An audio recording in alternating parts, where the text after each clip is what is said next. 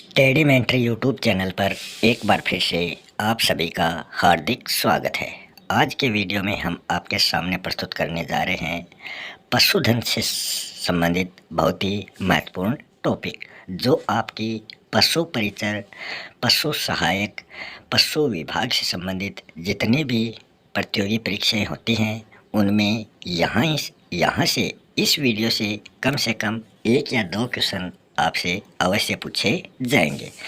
तो पशु परिचर की परीक्षा की दृष्टि से हमने ये टॉपिक लिया है। ये आरबीएससी की जो कृषि विज्ञान पुस्तक है उसका अध्याय नंबर 14 है।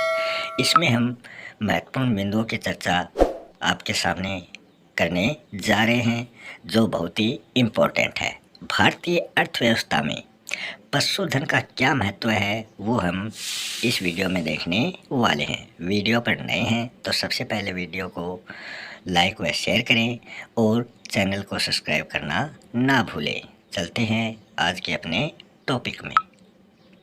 भारत देश की 69-70% जनसंख्या जो है वो गाँव में निवास करती है और वो किस पर आश्रित है? वो कृषि से संबंधित जो भी धंधे हैं उन पर ये आश्रित है। पशुधन से प्राप्त आय घरेलू पोषण,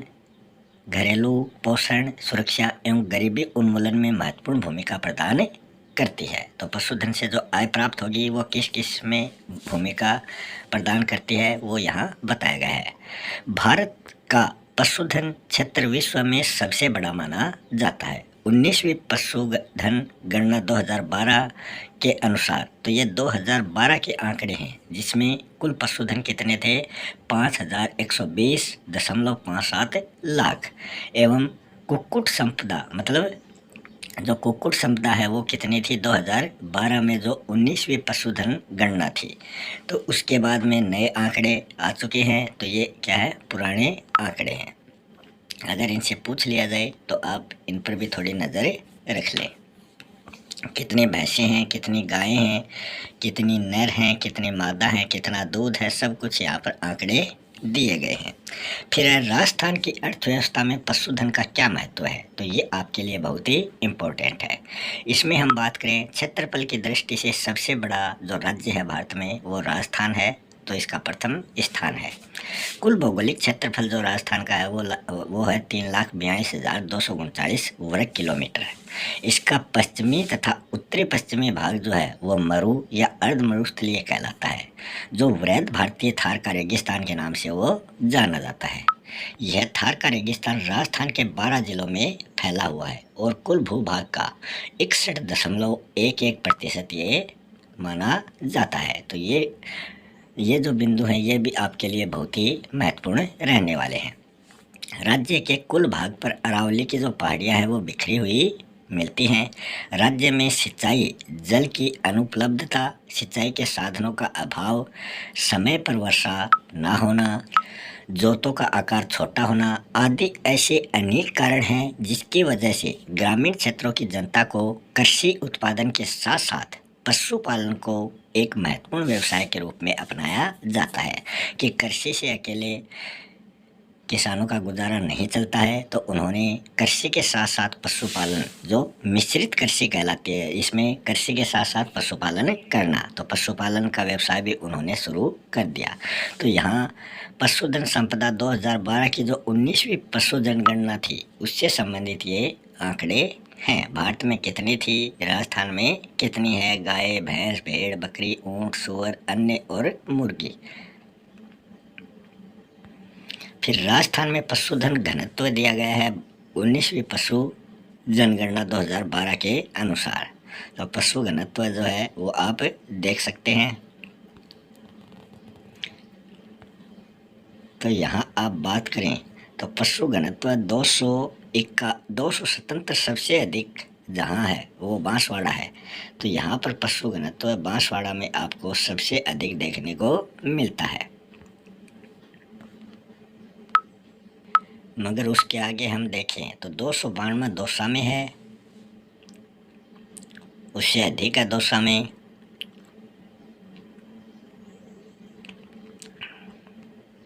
दो 292 ही राजसमंद में है।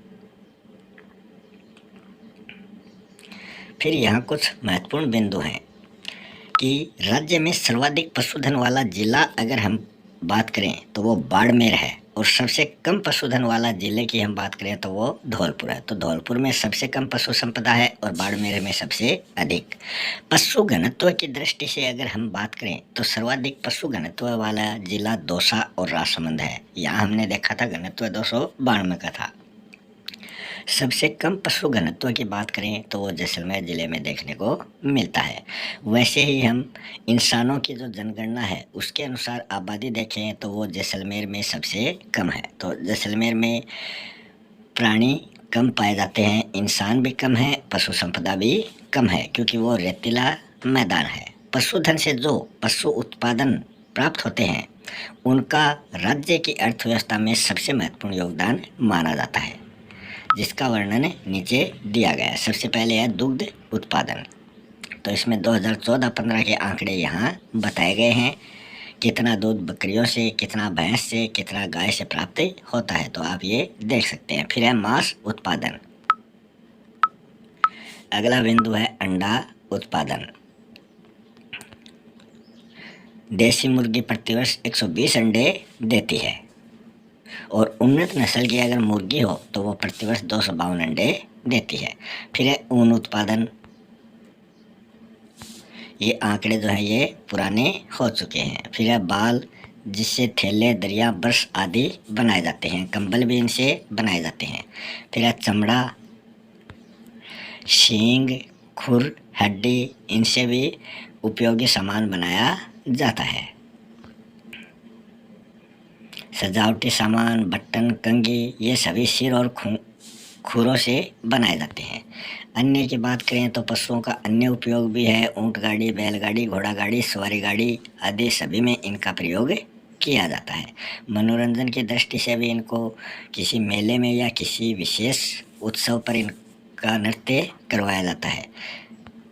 फिर अब पशुधन का कृषि में क्या महत्व है वो भी यहाँ पर बताया गया है।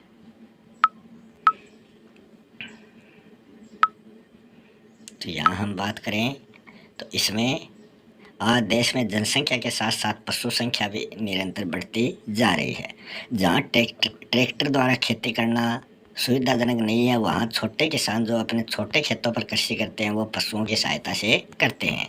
कृषि क्रियाओं में पशुओं का क्या महत्व है वो यहाँ पर बताया गया है कि जिस किसान के छोटे छोटे खेत हैं, जहाँ पर ट्रैक्टरों से खेती नहीं की जा सकती, वहाँ पशुओं की मदद से खेती की जाती है। जुताई करना, भूमि को समतल करना, पाटा चलाना। पाटा क्या होता है? जुताई के पश्चात भूमि को समतल बनाने के लिए मिट्टी के ढेलों को तोड़ने के लिए लकड़ी का भारी पाटा चलाया जाता है, या फिर इसे मैज देना भी कहते हैं। फिर पशुओं से बुआई करने का काम किया जाता है। मेड़ व क्यारियाँ तैयार करना, ये भी इन बैलों की सहायता से की जाती है।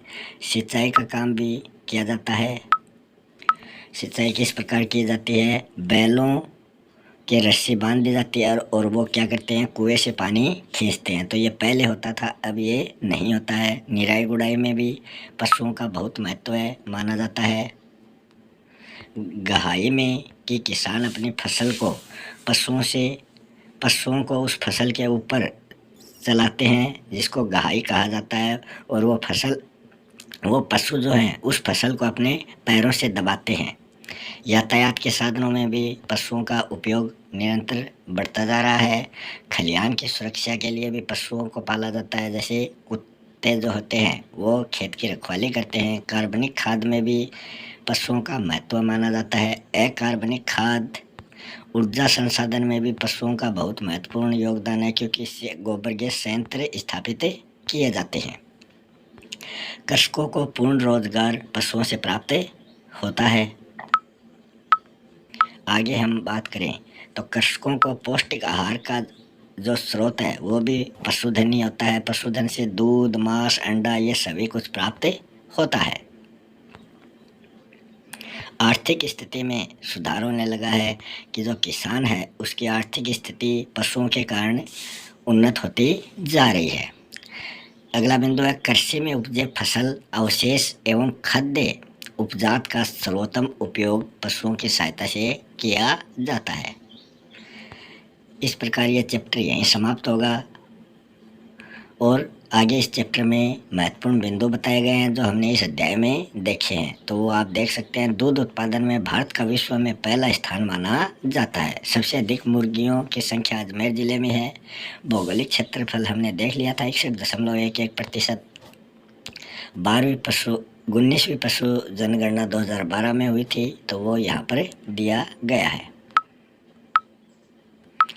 फिर आगे हम बात करें तो इसमें आगे दिया गया है एक भेड़ प्रतिवर्ष कितनी ऊन देती है। भारत कृषि प्रधान देश है। खेतों का आकार छोटा होने के कारण कृषि कार्यों में मशीनों की अपेक्षा पशुओं का अधिक उपयोग होता जा रहा है। यातायात के लिए ऊंट, घोड़ा, खच्चर सभी को काम में लेते हैं। फसलों की कटाई के बाद ग्रामीण क्षेत्रों में पशुधन से रोजगार मिलता रहता है।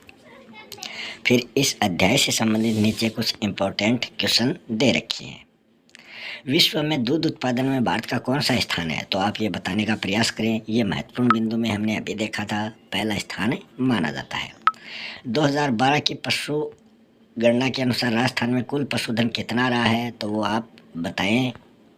भारत की जनसंख्या कृषि पर निर्भर है तो कितनी है, तो वो हमने शुरू की पहली लाइन में देख लिया था 69 to 70% जो है वो कृषि पर निर्भर है। ये छोटे क्वेश्चन हैं। किस जिले में सबसे कम पशु पाए जाते हैं, तो वो आप बता सकते हैं। हमने पढ़ा था यातायात में उपयोगी पशुओं के नाम आप बता सकते हैं। कितना हिस्सा है पशुधन का घरेलू उत्पाद में, वो भी आप बता सकते हैं। तो इस प्रकार आज का चैप्टर यहीं समाप्त हो चुका है। मिलते हैं नेक्स्ट वीडियो में किसी नए चैप्टर के साथ। तब तक के लिए जय हिंद, जय भारत।